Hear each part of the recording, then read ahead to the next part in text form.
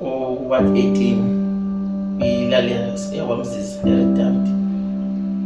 Ndingumuntu ophila nokhubazeka oye walithetha imilenze emibili.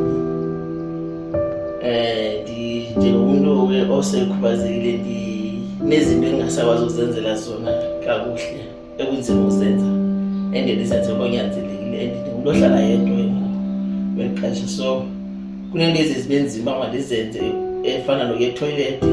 Kunzima etoilet indawo endikuyo ngithanda uba ndiqale, so kunzima ukuya and ibala lakhona linezigodi indawo ukade kuyintsima eqaleni, so kunzima noba i-wheelchair ingahamba.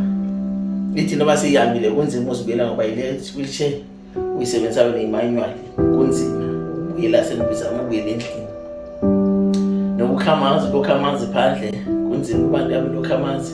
Kupheka kunzima uma ndihambe ndisiphekele, kodwa ndiyazama uzenzela kunjalo. Nokwehlika wheelchair kunzima, kodwa ndiyazama kuba ndikwazi uba sube ndinyanzele uba mawenze uba mandihlike, ngoba sube ndifuma mhlawumbi uye etoilet ndizama nocela abantu ukuze bancede ukuze ndikwazi uye etoilet, ngoba xa ndindedwa andikwazi ncam uzenza. Ndiyakwazi ukwehlika wheelchair ndifuna ukuya etoilet, but ngenza uba xa ndithe ndazama ukuba ndihlike, kodwa ngenxa yezigodi eyadini ngenza uba ndicela umntu ozondibambela i-wheelchair xa ndihamba naxa azokwazi undiphusha xa ndibuya i-wheelchair.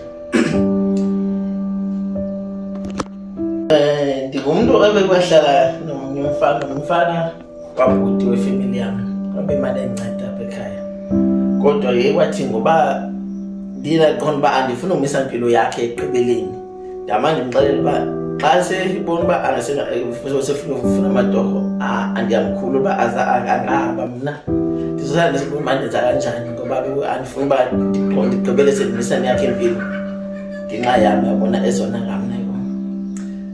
Ingathi